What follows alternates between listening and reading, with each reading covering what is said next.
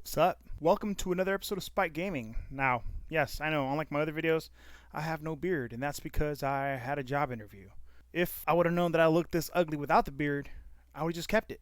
Anyway, today, we're not doing a video game video, at least not at this moment. For this video, we're doing something completely different. For those of you that do follow me on Instagram, that is at Spiked Gaming, you will know that my favorite hobby is Warhammer 40,000. Matter of fact, you might even see some of my older videos where I talk about Warhammer. It's not just Warhammer that I like, it's pretty much anything miniature related. Matter of fact, if you go check out thegameofnerds.com, you'll see a couple articles that I've written talking about miniature. And this is not just Citadel miniatures, but also miniatures from companies like Anvil Industry, Puppets War,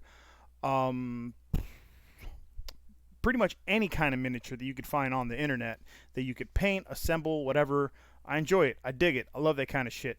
Especially like the customizability of a lot of these miniatures when you do things like kit bash, because as I've mentioned in some of my gaming videos, I'm a sucker for customization. But today, we're actually talking about a whole different kind of miniature. You don't really have to paint it, though I guess you could paint it if you wanted, although you will have to assemble it.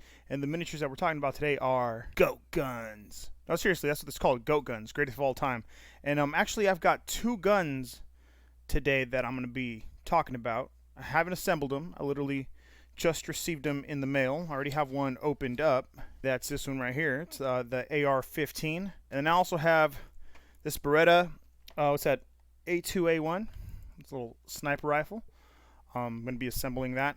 What's cool about these guns is they have a lot of features that the real guns have. For instance, they have removable magazines. They actually come with dummy rounds, which do go into the magazine, and I think that's actually pretty neat. As you can see right there, they have damn. They do come with dummy rounds. And they also come with like picnic rails on them, so you can like put on attachments. And actually, if I can remember where on my desk I left it, an ACOG sight. You can also buy things like a foregrip, you know, things like that. I don't recall if you can buy an M203 grenade launcher for things like the M4 or the AR15, although that'd be super cool. So let's just talk real quick about some of the quality, or some of the issues as far, not really issues, but let's just talk about the quality of the product overall. So overall, the packaging, it's neat. I like it. It feels, the packaging itself feels a little cheap, but I mean, not like you're going to keep the packaging anyway. When people buy these kind of products, it's more of a thing of they want to pull it out of the packaging and display it on their desk or what have you. So the packaging itself doesn't really matter. However, I did notice some of the things. I bought these brand new off of the Goat Guns website. So there's some concerns that I had straight off the bat from purchasing it. I don't know if this will be super noticeable on this camera, but this is the plastic cover that goes over the gun while it's, or goes over all the pieces while it's in the packaging. And if you notice here around where the what's it, the handguard or whatever would be for the rifle, there's tons of rust dust. And if you notice in this spring that keeps that barrel guard in place, it's actually pretty rusty. I'm not sure why. However, I will say this: Goat Guns has pretty good customer service. All it took was for me to contact them, let them know, hey, look, this gun came in, looks great. Only problem is one of the springs on it is rusty. Could I potentially receive a replacement spring? Within not even 5 minutes of me sending this message over Instagram, and you should go check out their Instagram. Not even within 5 minutes of sending it, I received a message saying, yeah, no problem. Send us an email to their customer service email with your order number and a picture of the issue, and we'll get you the part that you need, no problem. So I like that. I like that they actually responded pretty damn quick. And overall, that's pretty much the only issue. I mean, there's some minor things.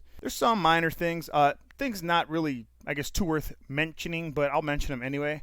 Like this is the little part that goes on the display stand, right? Pulling it straight out of the box, for some reason it's dusty.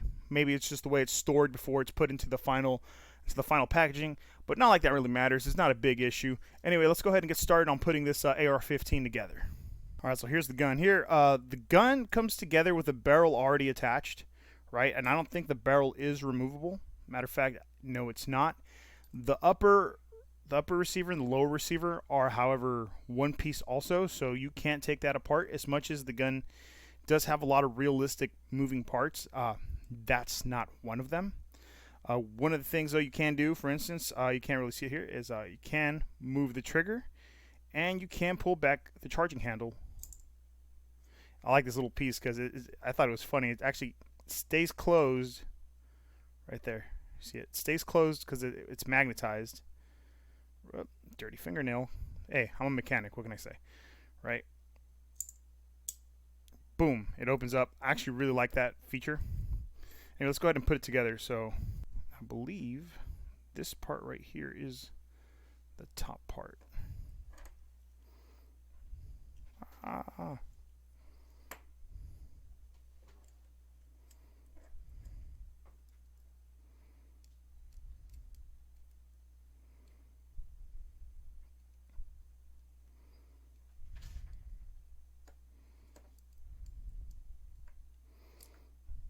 Oh shit, hold up.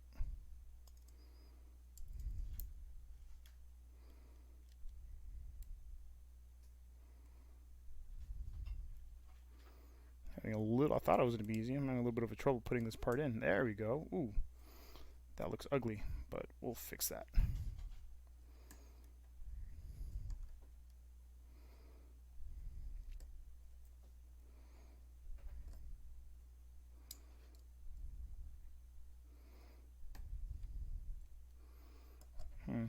Having a little bit of trouble getting that part in there straight. Matter of fact, seems because that part's a little bent. So it's actually something I hadn't noticed when I opened it. Man, whatever. We can probably get it to work anyway. If not, we'll beat the shit out of it till it does work.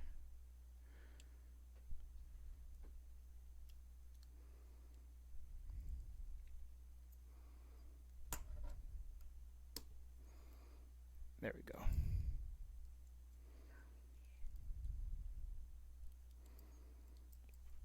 So there we go. That's on there. Doesn't seem super stable, but it's definitely on there. Matter of fact, it's not perfectly in there, and that's because that little part seems to be a little bit bent out of shape, and you can actually notice it if it'll zoom in. But right there, the part right here where oh shit, it's not focusing on it. But anyway, right there where like that barrel guard hooks up to the front, it's a little bent, but whatever, it's gonna hold on good enough. It's actually in there right now. Now, according to the instructions, the next part we should be putting on is the buffer tube, which is actually right here. And unlike a real buffer tube, it actually just clips on. There we go. Boom.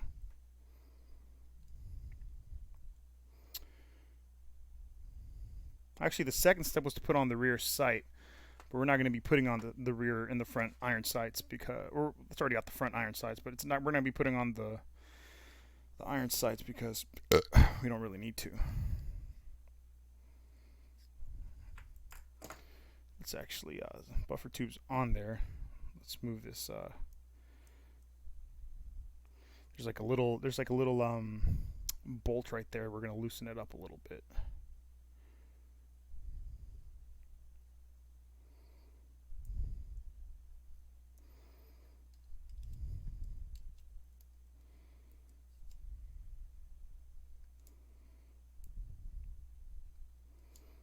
Just get out of the way enough.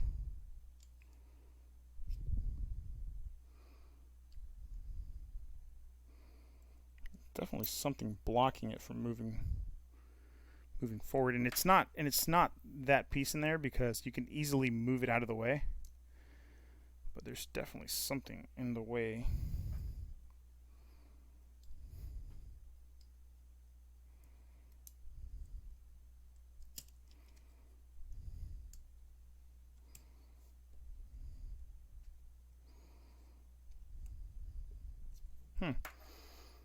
So I'll take it apart and put it back together in a bit. Oh my god, I can see what it is. They actually let some flashing in there from the molding process. It's actually preventing it from going in. So just put in a little bit more pressure. And if you put a little bit more pressure, it'll just break the flashing right off. and you won't have to worry about that bullshit. Matter of fact, there's one of the things I don't like about the quality so far is just the mold lines on the plastic pieces. But you could easily just go ahead and, you know, like me, I'm into modeling and stuff. So what I'll do is I'll just take some of the files that I have, and I'll just file down those mold lines, and they shouldn't be noticeable at all. There we go. Now it adjusts. Perfect. Now that's done. Here's probably one of the cooler parts, is you actually have a nice little magazine, and this is the part actually that I've been looking forward to. Just taking our little small dummy rounds. We're going to go ahead and load up this gun. And the best part about this gun is that it's not California compliant, so we don't have to put on a stupid bullet button. Oops, or do any of the other stupid shit that the state of California forces gun owners to do. Loading the magazines is still a bitch, but hey. It's actually kind of a pain in the ass to stick this stick the rounds in there. Yeah. Oh, I see why. The first round I put in sticking out too far back. There we go.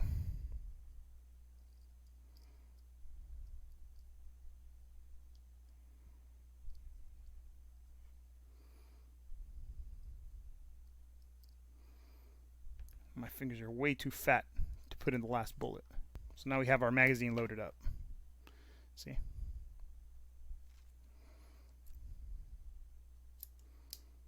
And there we go. Our AR-15. One of the most evil guns ever created on Earth. Super scary. Liberals hate it. Oop. I'm going to pull back the charging handle. It actually seemed to have released the magazine. No, it looked like it did. There you go. I don't think it actually loads the bullets in there, which is disappointing, but whatever. It's still cool to have. Then again, no bullet button, so just there we go. Bam, bam, bam, bam. Die, terrorists. All right. And what's cool with the AR-15 is you can actually take off the take off the front right here, and it comes with a suppressor. Make this super tactical.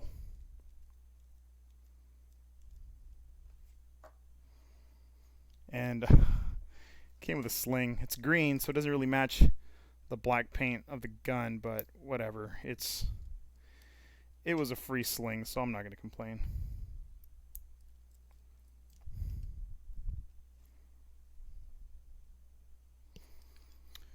And then, of course, although it does come with the rear iron sights, we're not going to be doing that.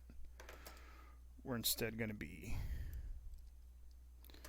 going the tactical route. There you are, fully assembled AR-15 with an ACOG sight, and it's got its little sling on top of its little display case. So if you want one of these, go get yourself one at goatguns.com. But yeah, you can go ahead and you can get all kinds of guns. Look at that. Will it focus? Focus on this, you little bitch. Beautiful. Let's go ahead and build that. Let's go ahead and build that sniper rifle now. Just to give you an idea of what it looks like when you open one of these guns, they usually come in pieces. This one, the dummy rounds came loose, but it's okay because it's got this plastic cover over it. Here you can see the Model 82A1 sniper rifle. Comes with a bipod. They all seem to come with screwdrivers and screws, although a lot of times, at least for the AR, the screwdriver wasn't really needed for assembly, but it's nice, I guess, that it comes with, you know, some hardware just in case. But this is what it looks like when it shows up. And as you can see, the Beretta rifle actually comes with 3 different screws. It's not really focusing in on it, looks like. Focus. Anyway, it comes with a large screw, the medium screw, and a small screw, and a little magnet, which I think is cool, I guess. Here's the rifle. Ooh, I love this. Now, first step, according to the instructions, we've got to take the barrel, which is a completely separate part. We're going to go ahead and put it in here. Which way to go? There we go. It's going to be a long gun. And we're going to screw it in using the medium screw. Beautiful. Look, the iron sights flip down, which I love. Get them out of my way. Now the next step, so we're going to go ahead and take the bipod. This comes with a little square connection right there on the head. You can see there's going to be a little square hole, right? You're going to plug it in. Now, right off the bat, what I don't like, again, is flashing. Flashing's left over. So you either, if you're going to have to use like an X-Acto knife, or if you have a file, use the file to get rid of that. I feel like maybe that could be removed with a little bit better quality control, but overall, it's not too bad of a problem for these guns, at least not with these two that I've bought. But it does get in the way when you're trying to do some of the fitting, as we saw earlier with the adjustable stock on the AR15.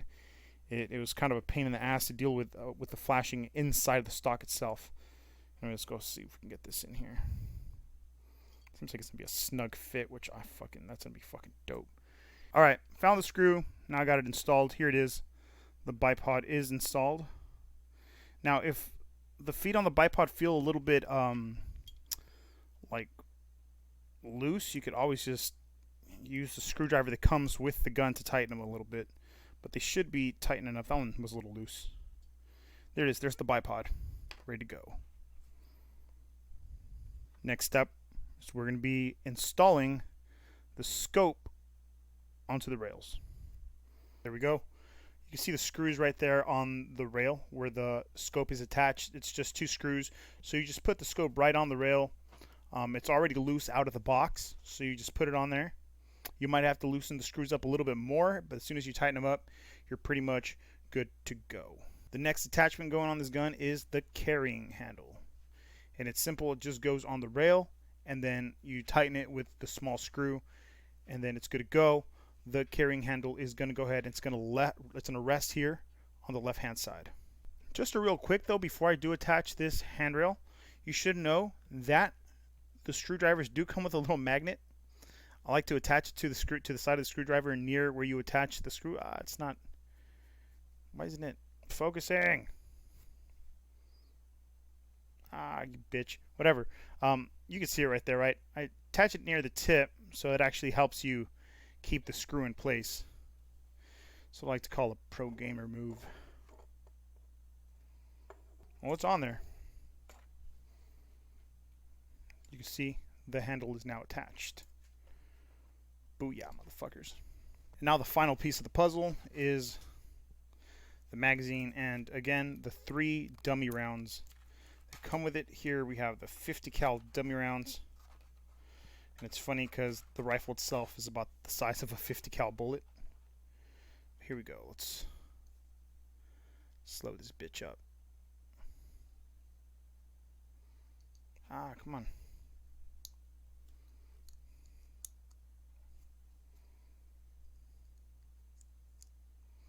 I like this magazine better because it actually comes with a little area in the back where the bullet stops, unlike with the AR-15 where if you're not careful, the bullet's just going to go all the way back. And here we go.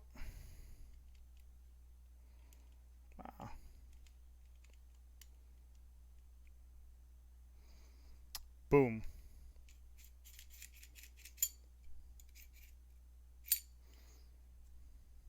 Just like the other one, you can pull the trigger. My fat ass finger does not fit in there.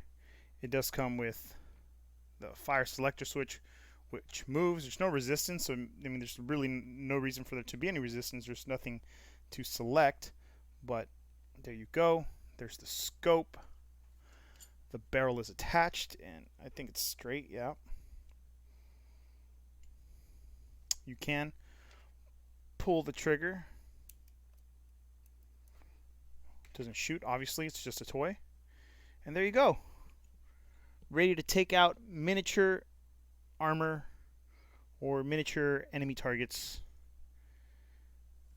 And that's it for the Beretta build.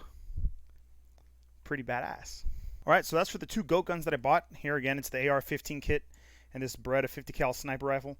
Pretty decent size for models, pretty cool to display on your desk. I actually really like these.